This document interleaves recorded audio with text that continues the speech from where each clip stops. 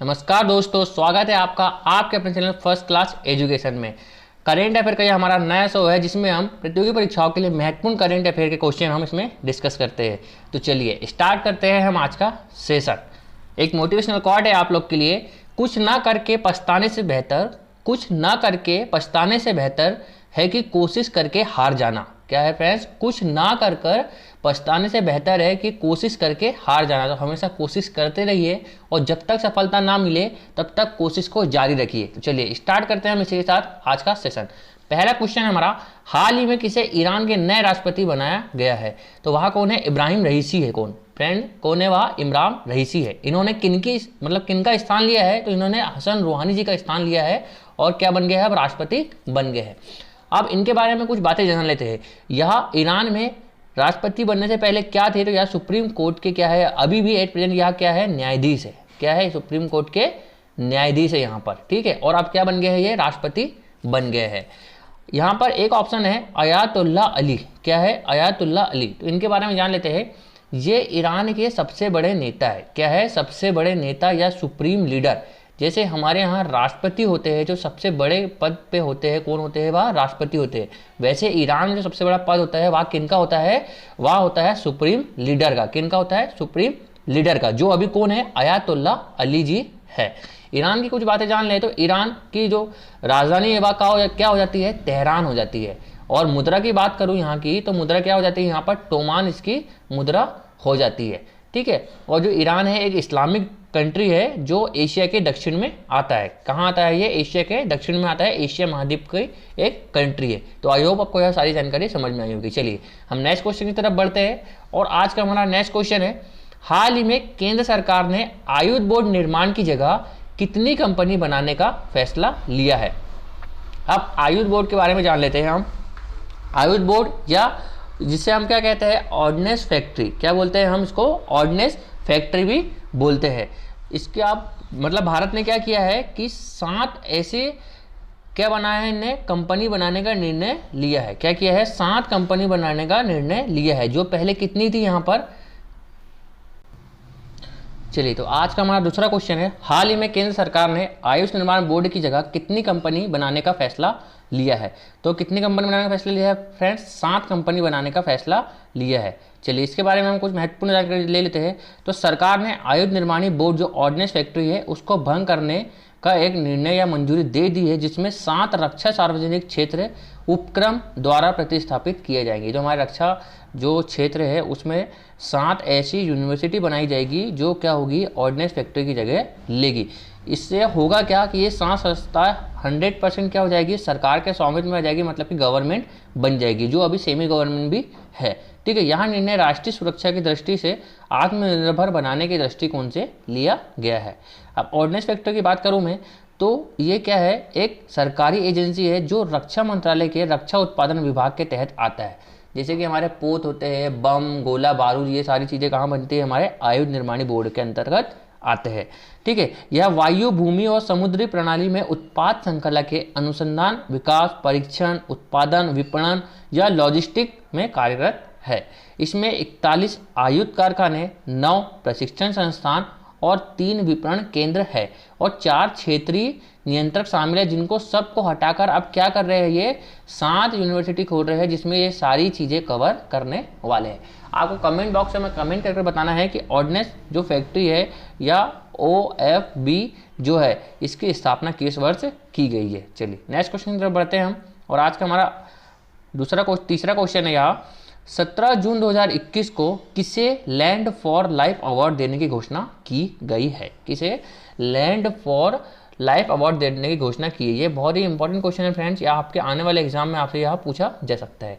तो यह कौन है? श्याम सुंदर जियानी जी है। कौन है? श्याम सुंदर जियानी जी है, जिन्हें यह अवार्ड दिया गया है। अब यह किस लिए दिया जाता है? तो यह भूमि संरक्षण के लिए दिया जाता है। यह किस लिए दिया जाता है फ्रेंड्स? भूमि संरक्षण के लिए यह अवार्ड दिया जाता है। क्या ये ऐसे पहले व्यक्ति जो भूमि संरक्षण कर रहे हैं? नहीं, पर यह दुनिया का सबसे बड़ा भूमि संरक्षण अवार्ड है। क्या है? दुनिया का सबसे बड़ा भूमि संरक्षण अवार्ड है। और यह श्याम सुंदर जियानी जी कहाँ के हैं? तो यह राजस्थान के हैं। और यह किस चीज़ से मतलब किससे रिलेटेड थे? तो यह फैमिली या फॉरेस्ट्री जो एक संस्था है उसके यहाँ क्या है? एक सदस्य है जिनको यह अवार्ड दिया गया है। इन्होंने क्या किया है, भूमि संरक्षण किया है। यह राजस्थान के गंगानगर से आते हैं और जो यह अवार्ड है हर 2 साल के अंतराल में दिया जाता है। क्या होता है, यह अवार्ड हर 2 साल के अंतराल में दिया जाता है। ठीक है, इस बार की थीम की बात करूं, जो मरुस्थलीकरण आपने सुना होगा, मरुस्थलीकरण जो 8 जून को मनाया गया, क्या है, 8 जून को मरुस्थलीकरण मनाया गया। इसका भी उद्देश्य क्या है, संरक्षण या मरुस्थलीकरण जो डिजर्टिफिकेशन होता है उसका रोकना या उसकी रोकथाम। तो इसकी इस बार की थीम क्या रखी गई है, रीस्टोरेशन लैंड रीस्टोर्स। क्या है, रीस्टोरेशन लैंड एंड रीस्टोर, इस बार की इसकी थीम रखी गई है। कुछ महत्वपूर्ण मरुस्थल के बारे में जान लेते हैं हम। कुछ महत्वपूर्ण मरुस्थल के बारे में बात करें तो जैसे कि आटाकामा मरुस्थल, कौन सा है, आटाकामा मरुस्थल। यह कहाँ आता है फ्रेंड्स, यह चिली में है। कहाँ पर है, यह चिली में है। चिली कहाँ पर आता है, तो यह कहाँ आता है, पेरू की सीमा पर है, दक्षिण अमेरिका में। साउथ अफ्रीका की जो साउथ अमेरिका है उसके चिली पेरू सीमा पर क्या आता है, आटाकामा मरुस्थल आता है। पैटागोनिया का मरुस्थल आता है, साउथ अमेरिका में आता है। और ग्रेट विक्टोरिया ऑस्ट्रेलिया में। कालाहारी का मरुस्थल कहाँ पर है, अफ्रीका में है। और गोबी का मरुस्थल एशिया में है। कहाँ पर है, गोबी का मरुस्थल एशिया चीन में है। आपको कमेंट बॉक्स में बताना है क्या यूरोप में मरुस्थल है या नहीं है। चलिए नेक्स्ट क्वेश्चन है हमारा आज का। 21 जून 2021 को विश्व स्तर पर अंतर्राष्ट्रीय योग दिवस का कौन सा संस्करण आयोजन किया जा रहा है या किया गया है, तो कौन सा है, वह 7वां संस्करण है। कौन सा है, 7वां संस्करण है जो इस बार मनाया गया है। ठीक है भाई, अब इसमें क्या क्या जो खास बातें रही है, वहाँ हम जो महत्वपूर्ण आपके इंपॉर्टेंट बन सकती है, किस बेस पे जो आपके एग्जाम में पूछी जा सकती है, सिर्फ वही बातें हम इसमें डिस्कस करेंगे। सबसे पहले यह कब मनाया गया था, 2015 में दिल्ली के राजपथ में बनाया गया। कहाँ पर, दिल्ली के राजपथ जो ग्राउंड है राजपथ, वहाँ पर यह बनाया गया सबसे पहले। ठीक है, और इसकी मंजूरी किसने दी थी, तो यह संयुक्त राष्ट्र संघ ने इसकी मंजूरी देता है।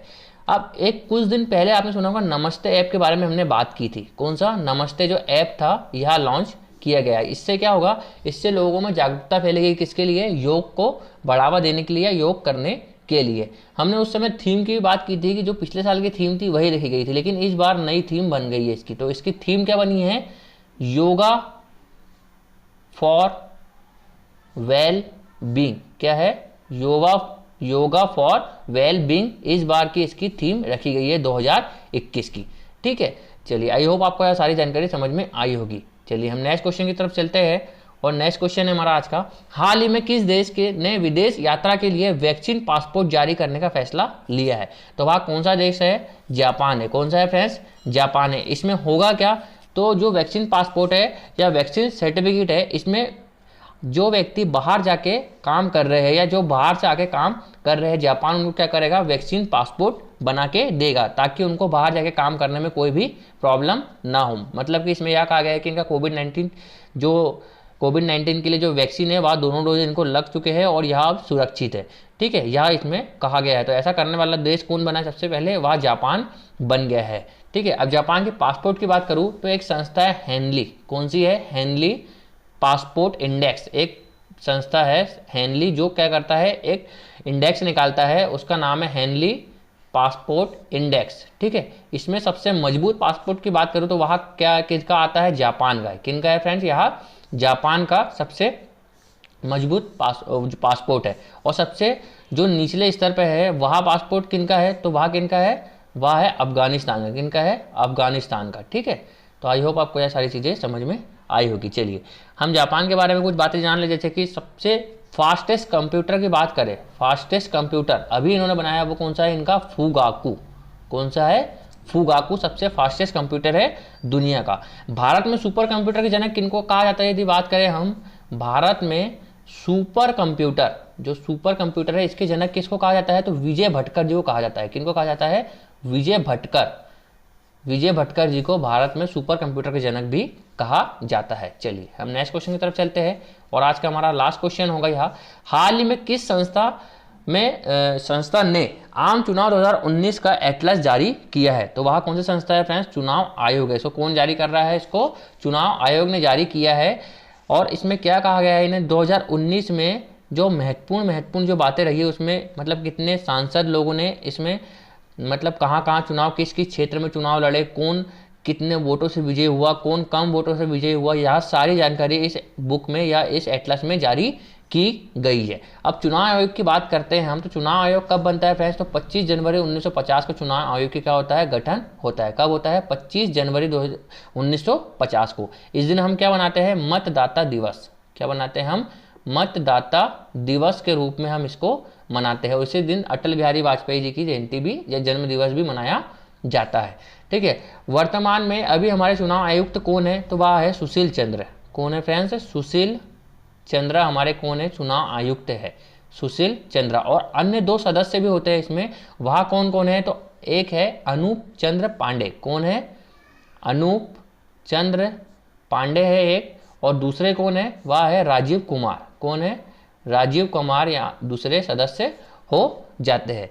ठीक है, सबसे पहले यदि आपसे पूछ ले चुनाव आयोग के जो सबसे पहले सदस्य कौन बने थे, तो वह कौन बने थे, सुकुमार सेन। यह क्वेश्चन कई बार आ चुका है कि सबसे पहले जो सदस्य थे चुनाव आयुक्त के वो कौन थे, तो वह कौन थे, सबसे पहले सुकुमार सेन थे। या लोकसभा का कौन सा शस्त्र है, तो यह 17वां शस्त्र है। कौन सी हमारी ये लोकसभा, 17वीं यह लोकसभा है। अब इसमें जो कुछ महत्वपूर्ण पॉइंट हमने लाया है, जैसे कि सबसे युवा सांसद कौन है, तो वह चंद्रानी मुर्मू। जिसमें बताया गया है इस एटलस में कि सबसे युवा सांसद कौन बनी है इस बार 17वीं लोकसभा में, तो वह बनी है चंद्रानी मुर्मू बनी है, जो कहाँ की है, उड़ीसा की है। कहाँ की है फ्रेंड्स, उड़ीसा की है। क्योझर सीट से यहाँ जीत कर आई है। और सबसे जो जहाँ एक जगह चुनाव रद्द हो गया, किस कारण रद्द हो गया था, कुछ पैसों के चक्कर में, यहाँ पर पैसे मिल गए थे, तो इस चक्कर में क्या हो गया था, यहाँ चुनाव रद्द हो गया था। वहाँ कहाँ है, तो वहाँ जगह है वेल्लोर। कहाँ है फ्रेंड्स, वेल्लोर की जगह है। यहाँ कहाँ पर है, तमिलनाडु में आता है वेल्लोर। कहाँ आता है, तमिलनाडु में आता है। और अभी 17वीं लोकसभा के स्पीकर कौन है, तो वह है ओम बिरला जी है। कौन है, ओम बिरला जी 17वीं लोकसभा के क्या है, अभी स्पीकर है। और सबसे अधिक वोटों से कौन जीता था 17वीं लोकसभा में, तो वो जीते थे CR पाटिल। कौन जीते थे, CR पाटिल, नवसारी सीट से, और वह कहाँ के हैं, गुजरात के हैं। तो आई होप आपको यह सारी जानकारी समझ में आई होगी। चलिए फ्रेंड्स, आज के सेशन का यह हमारा लास्ट क्वेश्चन था, इसको हम यहीं पे समाप्त करते हैं। अब हम कल का रिवीजन कर लेते हैं। तो पहला क्वेश्चन हमारा, हाल ही में मिल्खा सिंह का निधन हो गया, उन्हें द फ्लाइंग सिख नाम किसने दिया था, तो किसने दिया है, यार जनरल अयूब खान ने उनको यह नाम देते हैं। नेक्स्ट है, हाल ही में जारी विश्व प्रतिस्पर्धात्मक सूचकांक में भारत की रैंकिंग क्या रही है, तो वह भारत की रैंकिंग कितनी रही है, 43 रही है। नेक्स्ट है, हाल ही में अंतरिक्ष यान झेनझाओ 12 किस देश का अंतरिक्ष यान है, तो वह किसका है फ्रेंड्स, चीन का है। किसका है, यार चीन का है, जो अंतरिक्ष स्टेशन में जाने वाला है।